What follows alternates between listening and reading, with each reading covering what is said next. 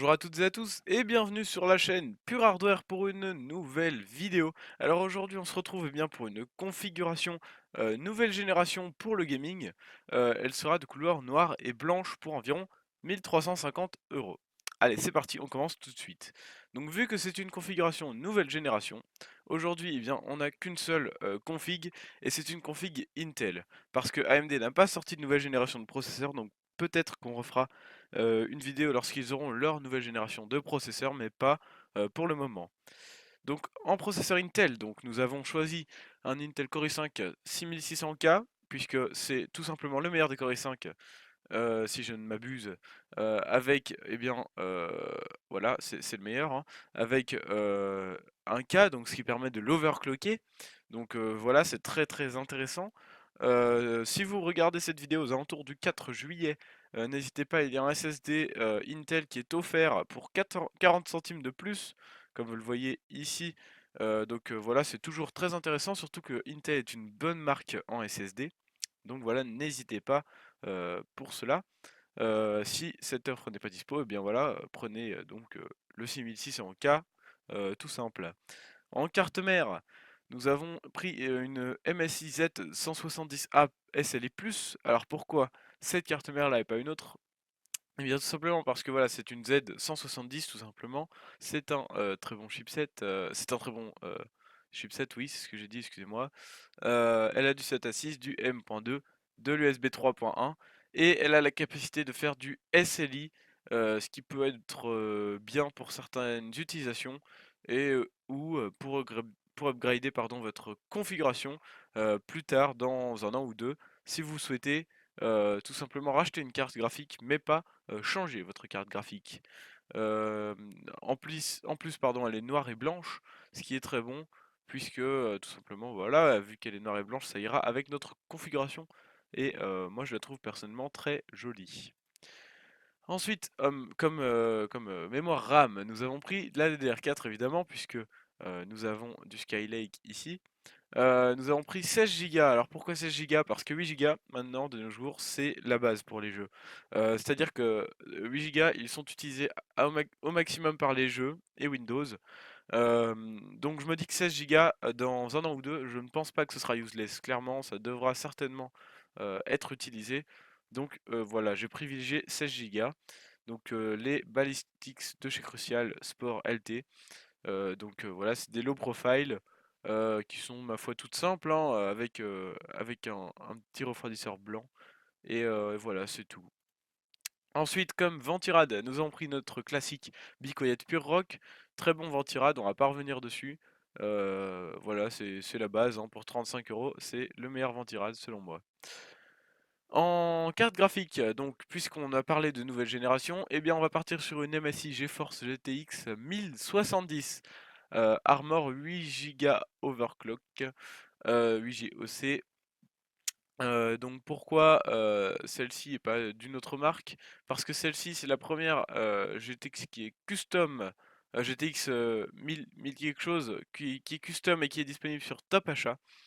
C'est pourquoi j'ai sélectionné cette carte graphique là. Elle est noire et blanche en plus, donc vraiment c'est le top. Comme vous allez le voir si l'image veut bien charger. Et MSI est une très bonne marque de carte graphique, voilà, assez réputée. Donc voilà, comme vous pouvez le voir, hein, une belle carte graphique noire et blanche, plutôt sympatoche. Et les dernières GTX 1070 ont très bon rapport performance-prix, 490 euros, c'est très bien. Par contre, vérifiez avant de l'acheter, vous pouvez trouver parfois des GTX 980, donc génération d'avant, un petit peu moins cher, mais ça dépend des moments. Si vous voulez pas vous embêter, prenez celle-ci, elle est très bien et de nouvelle génération, donc elle durera longtemps. Ensuite, nous n'avons pas pris de SSD. Pourquoi? Parce qu'un SSD ça coûte un petit peu cher. Ça rajoutait encore 50 euros, voire plus. Euh, donc voilà, à vous de voir. Si vous voulez prendre un SSD, bah, je vous conseille le Intel 535 Series 120 Go SATA 3. En plus, là, il y a un câble SATA qui est avec. Il est à 52 euros, ce qui fait monter, comme vous le voyez à droite, la configuration à 1416,30 €. Donc, c'est à vous de voir. Personnellement, je n'ai pas souhaité en prendre pour cette configuration-là, mais vous pouvez. En disque dur, le traditionnel Seagate Barracuda avec 1 Tera. Voilà, 1 Tera c'est pas mal, vous pouvez prendre plus si vous voulez, c'est à vous de voir. Ensuite, comme boîtier, on a repris, il me semble qu'on l'avait pris sur une des configs si je dis pas de bêtises, le Corsair Carbide Clear 400C, car c'est un très joli PC, un très joli boîtier pardon, attention, hein, qui est très bien noté, hein, comme vous le voyez ici, il a 10 étoiles. Il a une jolie vitre, un cache alimentation qui est bien. Ensuite, que dire de plus? Si je dis pas de bêtises, c'est à vérifier car ce n'est pas noté. Mais il a deux bandes blanches, une ici et une ici, qui éclairent la config donc en blanc. Très joli aussi cela. C'est à vérifier bien évidemment vu que je ne suis pas certain de moi. Mais sur toutes les images, il en a un, donc il en a pardon. Donc c'est qu'il doit y en avoir. Donc voilà, vous voyez l'intérieur du boîtier. Il y a une possibilité de cable management relativement bonne, surtout qu'il y a des caches ici, des caches câbles. Donc voilà, c'est un très très joli PC. Franchement, je pense que c'est un des meilleurs boîtiers au niveau rapport qualité, prix, beauté. C'est sobre, hein. Si vous n'aimez pas ce qui est sobre, bon, c'est peut-être pas votre boîtier, mais en tout cas, moi j'aime beaucoup le sobre et je trouve vraiment qu'il est très joli. Franchement, très très bon boîtier. Enfin, comme alimentation, nous avons pris une Corsair RM 550X, donc 550 watts évidemment.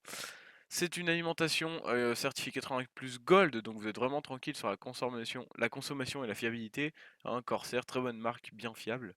Une alimentation modulaire, c'est pourquoi nous avons pris aussi des câbles blancs pour l'alimentation de Bitfenix, voilà. C'est des câbles, vous ne prendrez pas les câbles fournis avec la lime, vous prendrez ceux-là. Et comme ça, les câbles seront tous blancs, tout beaux. Ça ira bien avec le reste de la config. Enfin, donc, elle est certifiée compatible avec l'état C6, C7. Et c'est toujours un avantage. Et elle est semi-passive, donc ce qui fait peu de bruit.